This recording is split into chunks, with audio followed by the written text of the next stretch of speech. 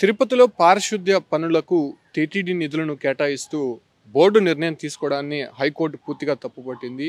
తిరుపతిలో పారిశుద్ధ్య పనులకు టీటీడీ ఎందుకు నిధులు కేటాయించాలని చెప్పి కూడా హైకోర్టు ధర్మాసనం ప్రశ్నించింది. అయితే ఏటా 100 కోట్లు విడుదల చేయాలని చెప్పి కూడా అటు ఇటీవల టీటీడీ బోర్డులో తీర్మానం చేసినటువంటి నేపథ్యంలోనే దాన్ని వ్యతిరేకిస్తూ తిరుపతిలో ఉన్నటువంటి బీజేపీ నేత భానుప్రకాష్ రెడ్డి హైకోర్టుని ఆశ్రయించారు. ఆయన హైకోర్టులో పిల్లు వేయడం జరిగింది. అంటే రాష్ట్ర ప్రభుత్వము చేయాల్సినటువంటి పనుల్లో భాగంగానే పారిశుద్ధ్య పనులు కూడా రాష్ట్ర ప్రభుత్వం నిధులతోనే చేయాల్సి ఉంది. కాకపోతే టీటీడీ ఏటా 100 కోట్లు ఎందుకు విడుదల చేయాలి అనేటువంటి విషయంగా ఆయన హైకోర్టుకు వెళ్ళడం జరిగింది. అయితే హైకోర్టులో సుదీర్ఘ వాదనలు జరిగిన తర్వాత ఒక కీలకమైనటువంటి ఆదేశాలు అయితే టీటీడీకి హైకోర్టు ఇచ్చిందని చెప్పుకోవచ్చు. ఏదైతే టీటీడీ నుంచి 100 కోట్లు కేటాయిస్తూ నిర్ణయం తీసుకోవడాన్ని పూర్తిగా హైకోర్టు తప్పుపట్టింది. అసలు ఎందుకు తీసుకోవాలి? పారిశుద్ధ పనులకు సంబంధించి మున్సిపల్ శాఖ ఉంది, అటు స్మార్ట్ సిటీ నిధులు వస్తున్నాయి, దాంతోపాటు కూడా రాష్ట్ర ప్రభుత్వానికి సంబంధించినటువంటి నిధులు కూడా కేటాయించాలి. దాంతో అది కాకుండా ఎందుకు టీటీడీ నిధులు కేటాయించాలని చెప్పి కూడా హైకోర్టు ధర్మాసనం ప్రశ్నించినటువంటి పరిస్థితి. అంటే హైకోర్టులో ప్రధాన న్యాయమూర్తి జస్టిస్ ధీరజ్ సింగ్ ఠాకూర్తో పాటు జస్టిస్ ఆర్ రఘునందన్ రావుతో కూడినటువంటి ధర్మాసనం ఈ యొక్క తీర్పు నిన్న ఇచ్చినటువంటి పరిస్థితి.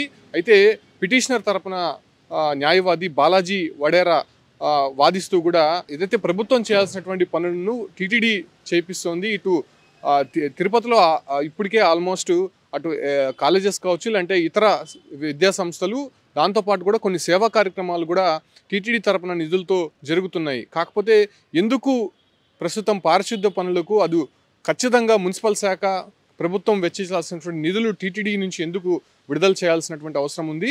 అది కేవలం రాజకీయంతో కూడినటువంటి అంశంగానే చూడాల్సి ఉంది. ఎందుకంటే రాబోయే ఎన్నికల్లో పూర్తిగా కూడా అక్కడ ఆ పార్టీకి సంబంధించినటువంటి నేతలు పోటీ చేస్తున్నారు కాబట్టి ఖచ్చితంగా రాజకీయ లబ్ధి కోసమే టీటీడీ నిధులను వాడుకుంటారని చెప్పి కూడా అటు భానుప్రకాష్ రెడ్డి హైకోర్టుని ఆశ్రయించడం జరిగింది. అయితే టీటీడీ తరపున వాదించినటువంటి సి రఘు అనేటువంటి న్యాయవాది అసలు తిరుపతిలో భక్తుల సౌకర్యార్థము భక్తులు రాకపోకలు ఎక్కువ మంది కూడా సాధిస్తుంటారు. తిరుమలకు వెళ్ళాలంటే తిరుపతి నుంచే భక్తులు వెళ్తుంటారు కాబట్టి ఖచ్చితంగా ఆ రకంగా టీటీడీ నిధులు కూడా కేటాయించాల్సిన అవసరం ఉంది. ఇప్పటికే అనేక సందర్భాల్లో కూడా ఈ ఒక్క విషయాన్ని ప్రస్తావించామని చెప్పి కూడా చెప్తున్నారు. కాకపోతే ధర్మాసనం మాత్రం ఒకటే చెప్పింది, ఏదైతే ప్రభుత్వం కానీ అటు స్మార్ట్ సిటీ మున్సిపల్ శాఖ వెచ్చించాల్సినటువంటి నిధులను టీటీడీ ఎందుకు కేటాయించాలి? ఇప్పటికే అటు ఏదైతే శ్రీనివాస సేతు ఫ్లైఓవర్ కావచ్చు, లేదంటే విద్యా సంస్థలు కావచ్చు, లేదంటే హెల్త్ పరంగా ఆరోగ్య పరంగా కూడా కొన్ని ఇన్స్టిట్యూట్స్ అయితే ఇప్పటికే టీటీడీ నడుపుతోంది. కాబట్టి ఈ విషయంలో అంటే ఖచ్చితంగా ప్రభుత్వం వెచ్చించాల్సినటువంటి నిధుల్లో టీటీడీ ఎందుకు జోక్యం చేసుకోవాలనే విషయాన్ని మాత్రం ధర్మాసనం ప్రశ్నించింది. దాన్ని పూర్తిగా కూడా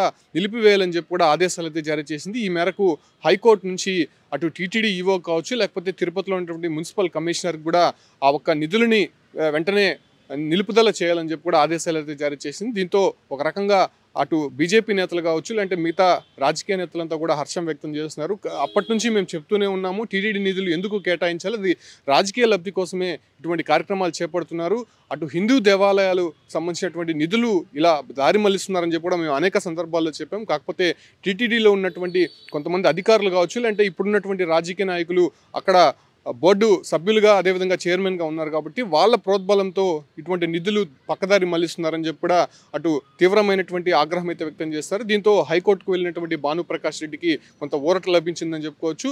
అయితే టీటీడీ నిధులకు సంబంధించి పూర్తిగా నిలిపివేయాలని చెప్పి కూడా హైకోర్టు ధర్మాసనం ఇప్పటికే స్పష్టం చేసిందని చెప్పుకోవచ్చు.